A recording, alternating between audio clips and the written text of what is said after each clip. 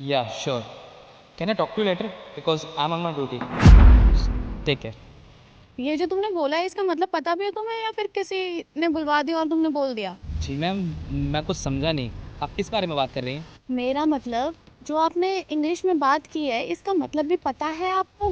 Ma'am, आप ऐसे हैरान क्यों हो रही हैं? मुझे इंग्लिश आती है। अच्छा तो बताओ फिर इसका मतलब क्या है जो आपने बोला अभी?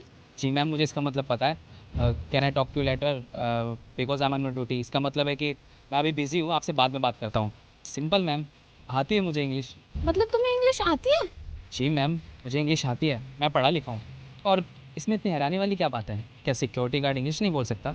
नहीं वो तुम्हें इतनी अच्छी इंग्लिश आती है और तुम गार्ड की जॉब कर रहे हो।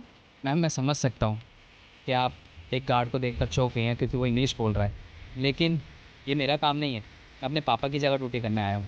एक्चुअली मैम, मैंने ग्रेजुएशन की हुई है और मैं एक अच्छी कंपनी में काम भी करता था, और कुछ टाइम पहले वो कंपनी जो है बंद हो गई, और फिर मेरे को घर पर बैठना पड़ा। और उसके कुछ टाइम बाद मेरे पापा की तबीयत ख़राब हो गई थी, तो बस इसीलिए मैं उनकी जगह ड्यूटी करने आ गया। घर पे बैठे बैठे भी क्या करता, इसीलिए मैंने सोचा कि इससे पापा की नौकरी बच जाएगी और घर में 4 पैसे भी आ जाएंगे। तुम इतने पढ़े लिखे हो, इतनी अच्छी कंपनी में आपने जॉब भी की है और उसके बाद भी तुम गार्ड की जॉब पे आ रहे हो, तुम्हें अजीब नहीं लग रहा? इसमें अजीब लगने वाली कौन सी बात है?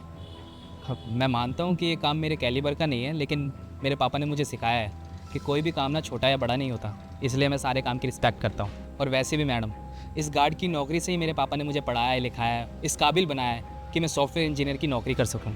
तो मैडम, इस काम में क्या शर्म? तुम्हें पता है ये जो कंपनी है ये किस चीज़ की कंपनी है? नहीं मैडम, ऑनेस्टली बताऊँ तो मैंने कभी अपने पापा से पूछा नहीं कि किस चीज़ की कंपनी है, और ना ही मैंने जानने की कोशिश करी। ये एक टेक कंपनी है। क्या मैम, ये एक टेक कंपनी है?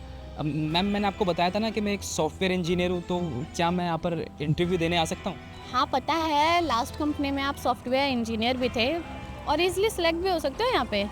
और हमारी कंपनी में सॉफ्टवेयर इंजीनियर की ज़रूरत भी है।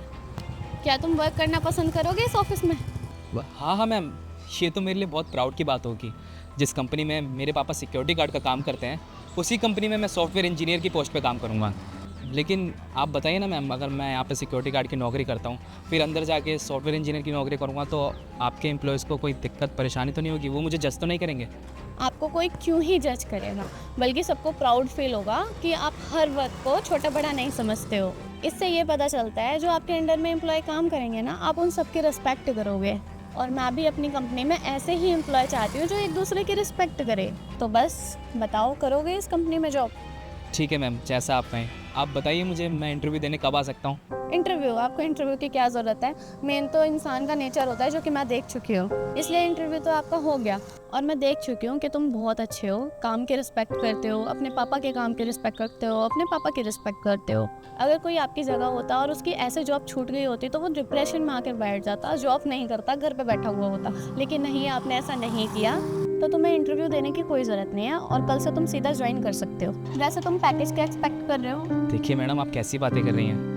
आपने मेरी बातों को समझा, मुझे समझा, और मुझे इतनी अच्छी जॉब अपॉर्चुनिटी दी।